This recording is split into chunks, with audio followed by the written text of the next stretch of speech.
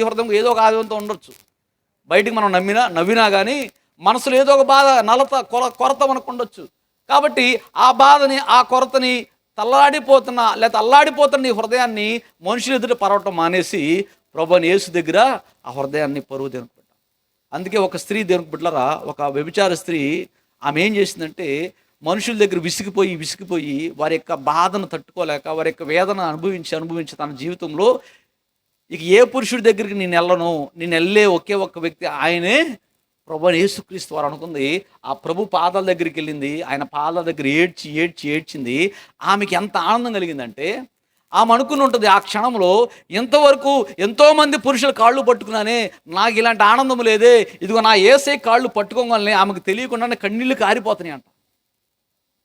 ఎంత అద్భుతమైన ధన్యకరమైన జీవితం ఆమె అనుభవించిందండి. ఆమెకు అర్థమైంది, ఈ లోకంలోని మనుషుల పాదాలు వేరు, నా యేసయ్య పాదాలు వేరు. ఆయన పాదాలు పట్టుకుంటే నా బ్రతుకు ఇలా అయిందా అని ఆనందించిపోయి, ఆమెకు తెలియకుండానే ఆమె నీళ్లు కారిపోతా యేసయ్య కాళ్ళని కడిగేస్తుందంట. ఇంకంతే. ఆ నీళ్ళు అయిపోయేసరికి ఆమె ఏం చేసిందంట, ఆమె కురులతోటి, ఆమె జుట్టుతోటి ఆయన పాదాలు తుడిసింది. అప్పుడు ఆమెకు అర్థమైంది, ఇక నుండి నేను ఏ పురుషుడి దగ్గరికి వెళ్ళను, ఎందుకంటే వాళ్ళు నా బ్రతుకుని నాశనం చేసేవాళ్ళే కానీ నన్ను సంతోషపెట్టేవాళ్ళు కాదు. కాబట్టి ఇక నుండి నేను నా ప్రభువైన యేసయ్య దగ్గరికి వెళ్తానని ఆయన చెప్పిన మాట ఒక మాట వినింది.